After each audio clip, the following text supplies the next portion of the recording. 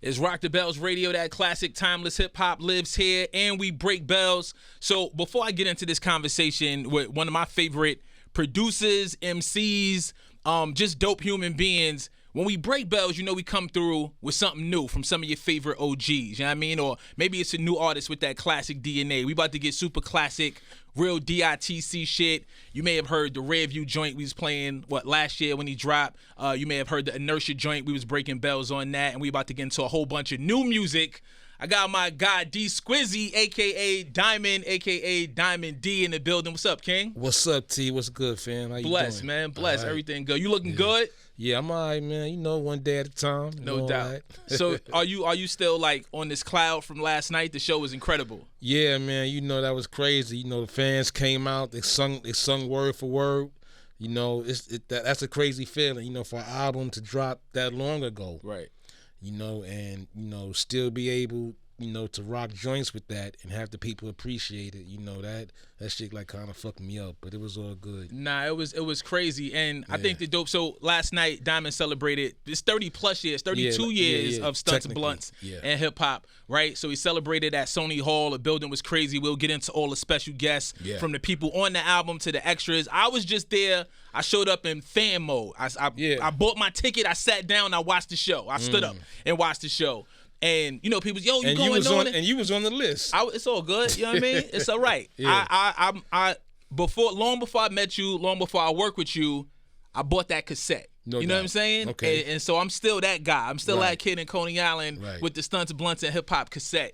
So to see those records perform, to see Sally, to see 3 Day in the Life with Sadat and Jamal. Yeah, that was nice. Just, you know, like just to see those records just go off, man.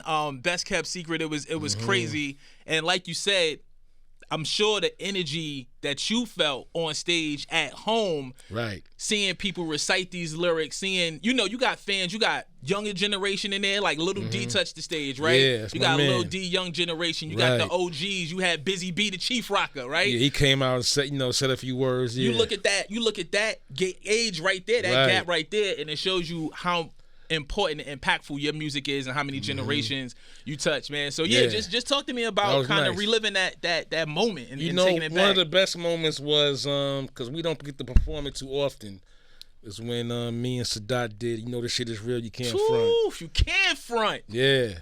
You know, that last night, that shit was ill. I wish my man Lord Finesse was there, but he's over in Europe. But I felt that shit last night. Yeah, man, it was super dope. If you missed it, hopefully you'll get an opportunity. Diamond got some new music coming out, so maybe, you know, he can take this show on the road and do some other things, man. But it was definitely one for the record books. I'm gonna get into something off this classic album, right? We got a whole lot to talk about. Diamond is here. We got new music to get into. All right.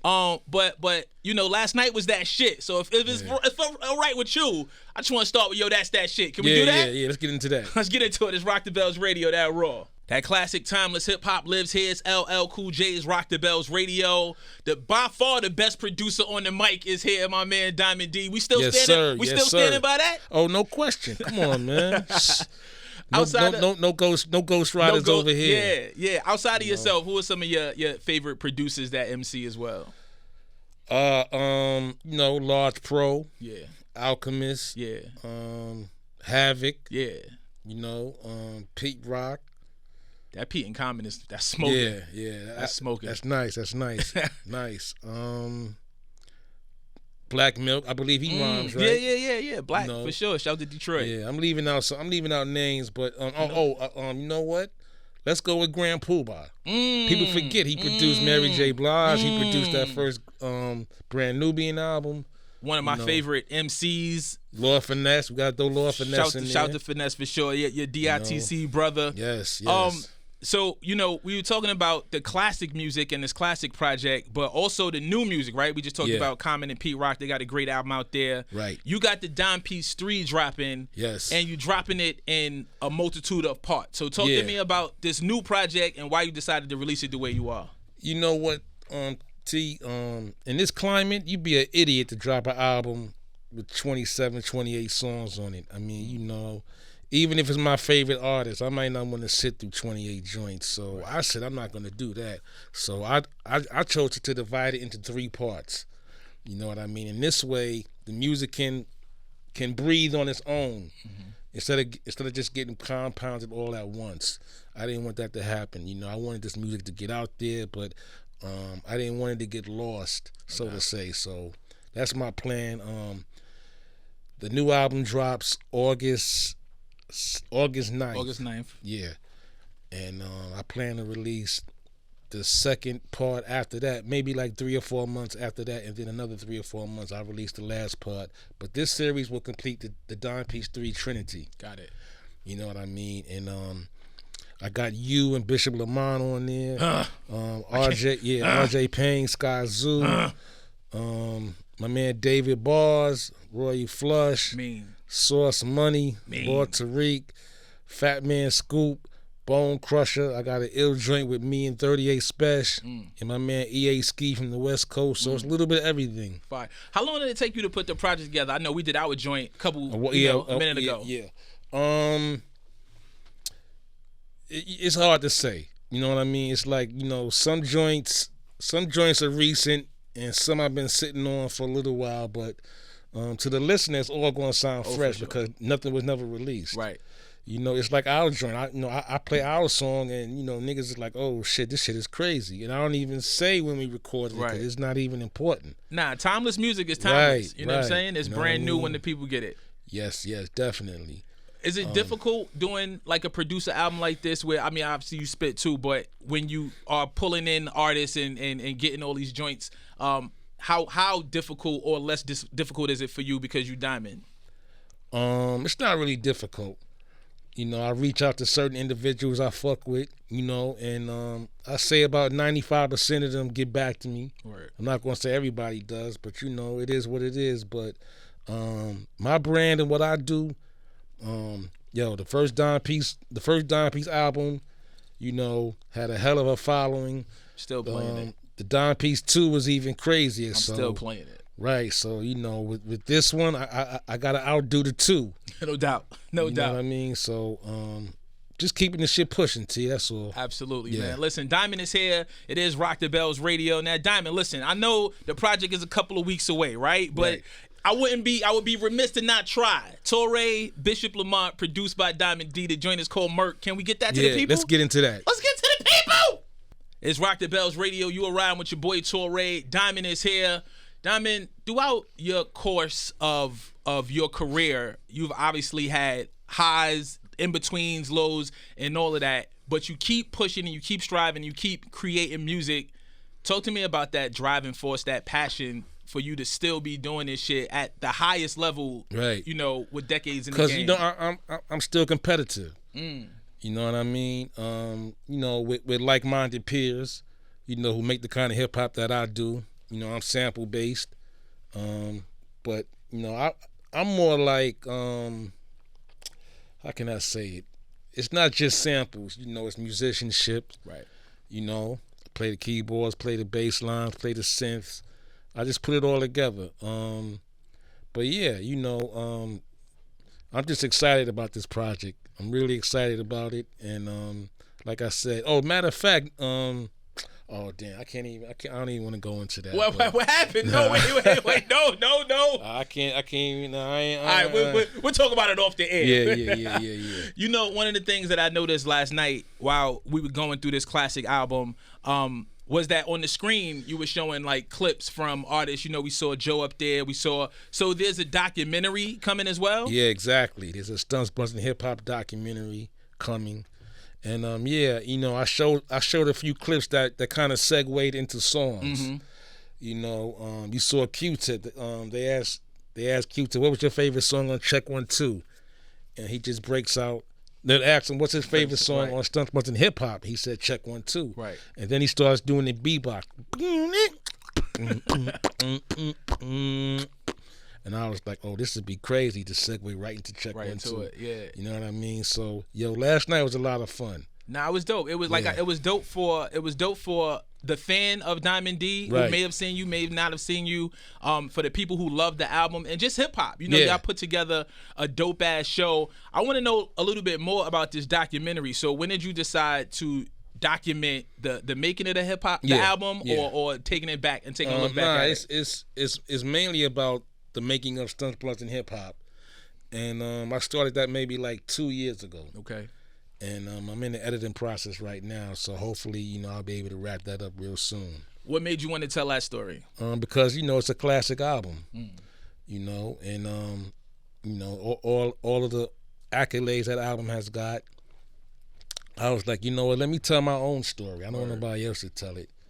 So I reached out to everybody who was involved with it, the producers, the MCs, the record label staff, and I think the fans of Stunts, Blunts, and hip hop, they'll be very pleased with this documentary. Yeah, so far the clips that I've seen and what you shared on your page is looking crazy. When I listen back to that album after these 32 years of this album, I hear so many of these samples that was first on this album that have been used on this song and this place and that place.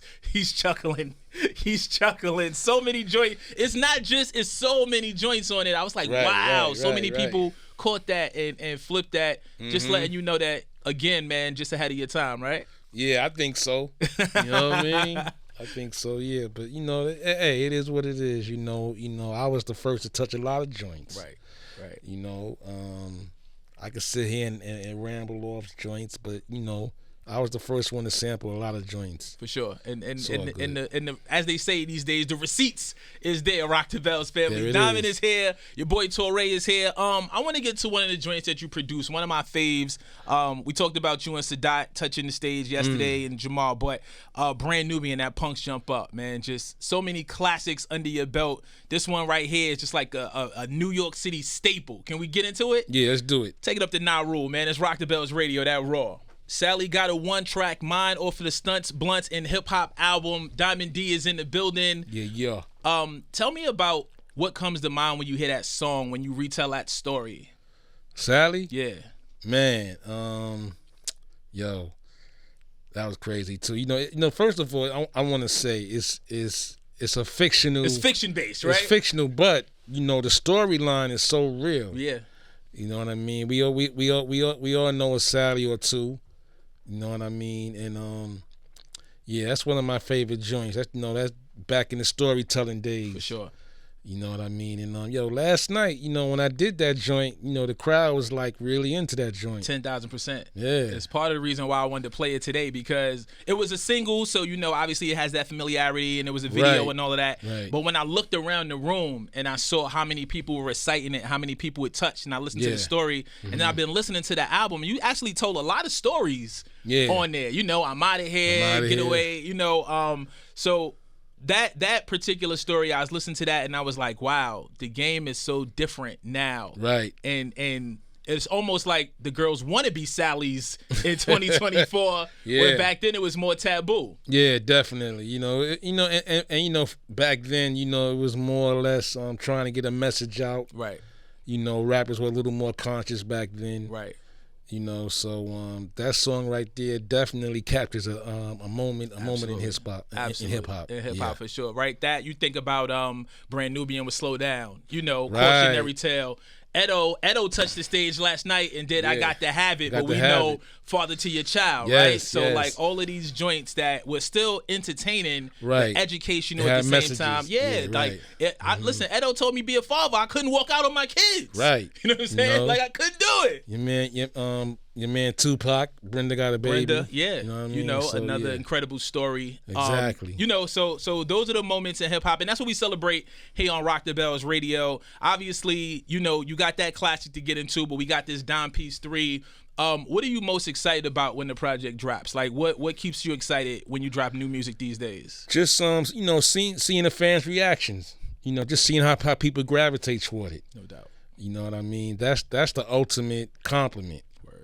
And I don't surround myself with a bunch of yes men either. So you can't be around yes men. Niggas that yes you to the trash. Right out of your career, right? Yes you to death. Are the second and third installments totally done? Yes, they are. Okay, they're totally done. So like I said, August 9th, the first part drops. No doubt. Yeah. Well, we're going to make sure we support it here on Rock. We not only going to play my joint, but we definitely going to play my joint, me and Bishop Lamont. But we're going to get to that project, so definitely make sure you continue to support Diamond. Follow him on social media. And when can we expect the documentary? Probably late fall. Late fall. Yeah. I'm looking forward to it, man. It's Rock the Bells Radio, that classic timeless hip-hop. Diamond D here and your boy Tor. Yes, yes, yes.